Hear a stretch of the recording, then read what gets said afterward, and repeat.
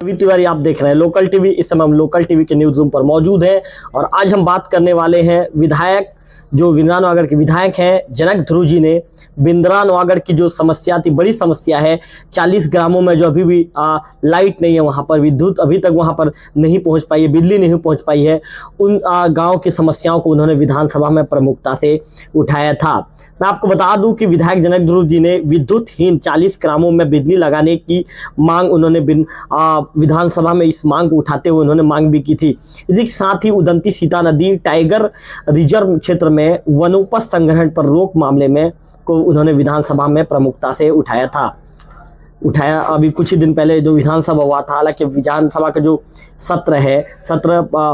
विधानसभा का सत्र बंद हो चुका है, उन्होंने उस मामले को उठाया था। आपको बता दूं कि बिंद्रा नवागढ़ के जो विधायक हैं जनक ध्रुव जी ने उदंती सीता नदी टाइगर रिजर्व अंतर्गत 42 से अधिक में वन विभाग के द्वारा जो टाइगर रिजर्व के नाम से वनोपज संग्रहण पर जो रोक लगाया गया है, इन ग्रामों के आदिवासियों के रोजगार के लिए क्या उपाय किए गए हैं और वर्तमान में उदंती सीता नदी टाइगर रिजर्व में बाघों की संख्या कितनी है, जैसे प्रश्नों को उन्होंने प्रमुखता से विधानसभा में उठाया था। इसी के साथ ही विधायक जनक ध्रुव जी ने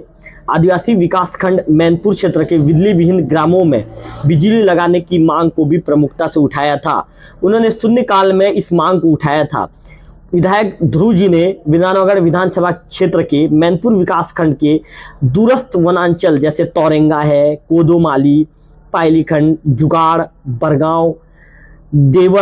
देवझर अमली, कुर्रू भाटा, साहेबीन कछार, नागेश, बुड़गल टप्पा, गौरगांव, झोलाराव, भूतबेड़ा, कुचेंगा, लाटापारा, गरीबा, नयापारा, कन्हारपारा, छिंदौला जैसे क्षेत्र के 40 ग्रामों में बिजली लगाने की मांग को विधानसभा में प्रमुखता के साथ उठाते हुए कहा कि गरियाबंद जिले के मैनपुर क्षेत्र के गांवों